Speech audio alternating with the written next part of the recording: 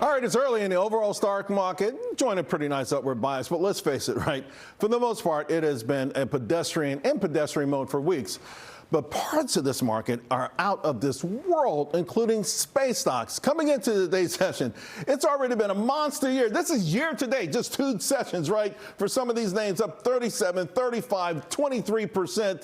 Although you can also look for the fourth quarter. Some of them took it on the chin late last year. However, it's hard to believe that people actually once laughed during the first Trump administration when we talked about the Space Force. But now we know all of our secrets, our business transactions, increasingly our safety, all of it's happening in the skies above. Now, last August, my next guest presented a research report titled Beyond the Kármán Line. The Kármán Line, of course, is where space begins. I'm going to bring in now BTIG Aerospace and Defense Analyst Andre Madrid. Andre, welcome to the show. Let's talk about this. So, beyond the Kármán Line, that's where all the opportunities are. What's happening and why is it happening so quickly now? Yeah, I think it's because these threats have become more apparent than ever.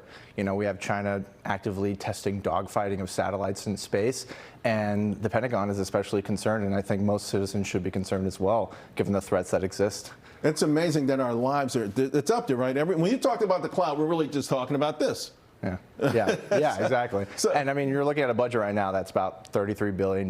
It's the largest it's ever been for the Space Force, ever been for space in general. Let's talk about individual opportunities, right? First, I want to start with environmental because I don't know, for folks, if you ever want to read a great story, the guy who started this company was a professor. He had 2 hobbies, kites and bicycling. He put them together, and now we've got this company. You've got to buy in it right now with 415 as a target. Yeah, I think it's great. And it's interesting, too, because in the context of space, this is a name that virtually had limited exposure to space prior to their acquisition of Blue Halo last year.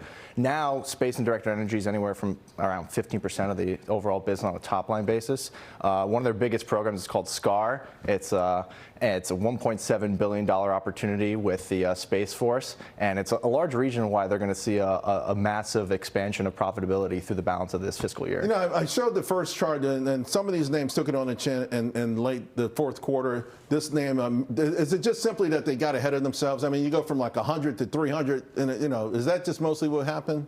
You're right there partially. I think there was just a broader pullback in momentum stocks. I think what didn't allow them to benefit from that inflection upward in the end of November was largely because there was also some concerns around Ukraine exposure. 5 to 8% of what they're doing on a top-line basis is expected to come from Ukraine this year. So if the ending of that war just temporarily slows them down a little bit? People were thinking that it could be a headwind to sales.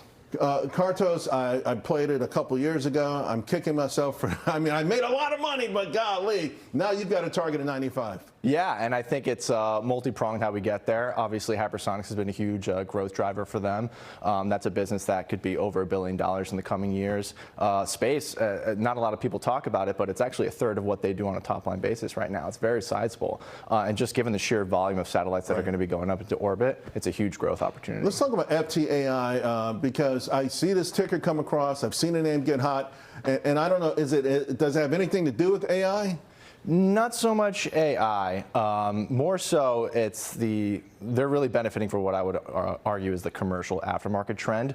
We're seeing that OEM backlogs are overextended, and you're seeing that older aircraft are flying longer, and they're really supporting that opportunity in the market. Another name that looks great this morning, the chart looks great. It's a name that our audience doesn't know, BWX Technologies. Yeah, I think it's the best way to play nuclear right now. I mean, there's a lot of companies that are out there that are saying, hey, you know, we're going to deliver this down the road. I mean, they're actively delivering to the government as well as to commercial customers nuclear solutions today. No, I love the way this acts, and I'm glad that to read your report on it is phenomenal.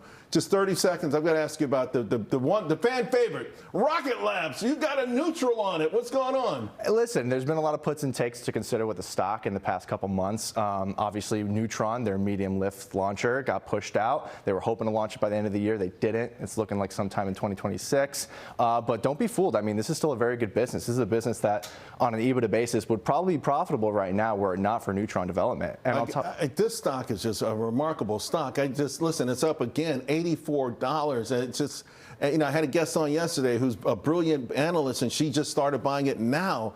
People love this stock. I mean, it is a fan favorite, though. Yeah, no, it definitely is. And they just won an $800 million award with the SDA, largest award ever. Yeah. I mean, momentum's not slowing for these folks. I had the CEO on, and when I taken profits, I made 750%. He told me, big mistake. That was at 54. Great stuff.